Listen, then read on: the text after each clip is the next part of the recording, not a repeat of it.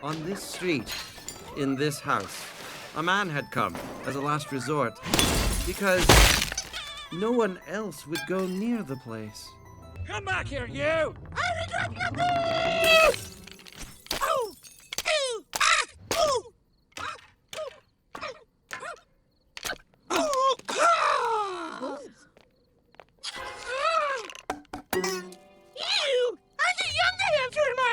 I'm no termite, Pinocchio. I'm a cricket.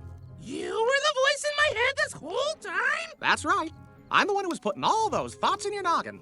I'm your conscience, and as long as you let me, I'll always be your... I love Dark Souls. I love Demon Souls. Elden Ring. Sekiro. All of them, for better and worse. And, statistically, so do you. Most people do, with the exception of mentally handicapped game journalists. So it should come as no surprise that a few clones of the series turned genre would pop up. Okay, I get it.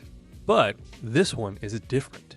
It's not like all the other Souls games, because, believe it or not, it's actually really fucking good. What are you doing in my swamp?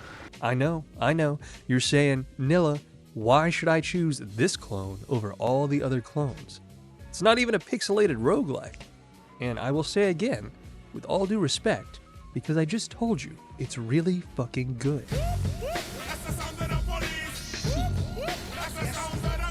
Got your ass. More importantly, Lies of P actually understands what makes the Soul genre so damn cool in the first place.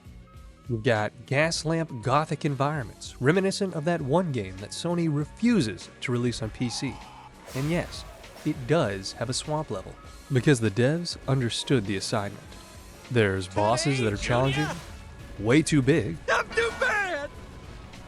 or spam a never-ending chain of attacks that would require a Jimmy Neutron brain blast to practically one-shot without some stupid meme build.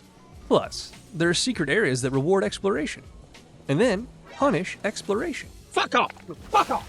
Fuck off me! And of course, we've got that one enemy type that appears everywhere and makes you fantasize about punching through drywall. Because goddammit, I just want to run back to the boss room in peace, you fucking jihadi whore. And last but not least, inexplicably, furries. Because apparently even the puppet apocalypse can't stop the furry agenda. At least you get to collect their heads as trophies. You can even wear them around to intimidate the other furries. So cool, right guys? I'm not. The movement and combat feel like FromSoft themselves snuck into the developer's office at night and left their secret sauce in the fridge. You're either frantically dodge rolling for iframes like you're Sporticus on a bender, or you're trying to be an anime character and perfect parry everything. That's right, this game said fuck it, let's have both Souls and Sekiro systems, and somehow made it work. Does having both options make the game easier? Yeah, like having a security camera and landmines makes home defense easier. Stop running, you little asshole! Does it make it any less fun? Absolutely not. There's still enough challenge to make you contemplate yeeting your controller into the stratosphere, especially with some of the late game bosses that basically force you to master both systems or die trying. Time to get good, fam. For the casuals, lol, get good, there are NPC summons for most bosses, except for certain ones, including the final boss. Because hey, some life lessons can only be learned through beating your head against a brick wall. And for those of you who think one wall isn't enough, they've got New Game Plus, waiting right there to destroy whatever remains of your fractured skull. And just like all Souls games, the NPCs talk like they're auditioning for a community theater production of Hamlet, while high on that Victorian good. I am Sophia. I've been waiting for you. Mercy! My name is Janjo. Look, why don't you just get to the point? But the story itself won't win any awards at the VGAs. In fact, I don't think one character talks about how gay they are. Gets the job done, however. And just like every game with moral choices, there are a couple of endings. 3 to be precise. The good one, boring. The bad one, a little spicy. And the secret canonical one.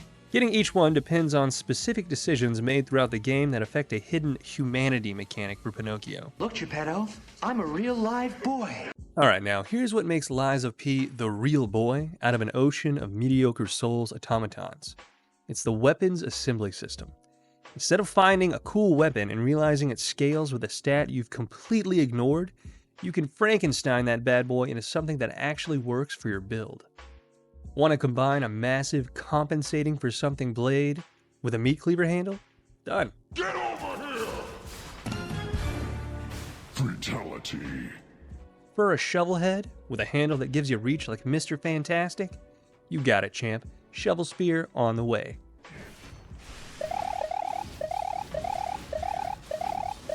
Mamma mia! So long, Bowser.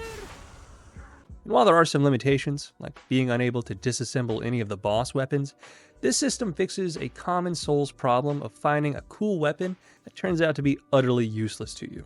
On top of that, Pinocchio's got a mechanical arm with more attachments than a KitchenAid mixer. Old people burning, put your hands up. Between the arm attachments and the weapon parts, the possible combinations could probably get you a doctorate for your thesis on optimal murder puppet configurations.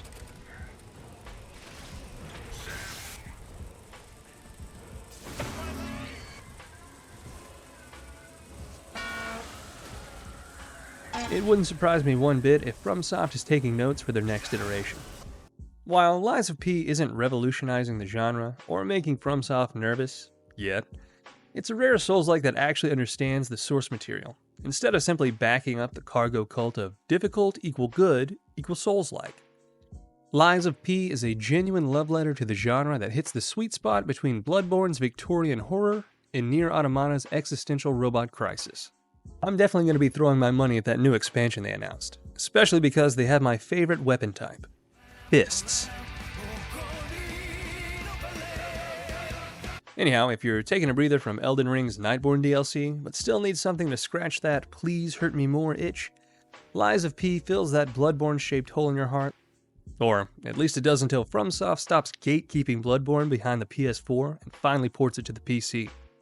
I mean, it's 2025 for fuck's sake. My refrigerator has more games than the PS4. Just do it already. Do it!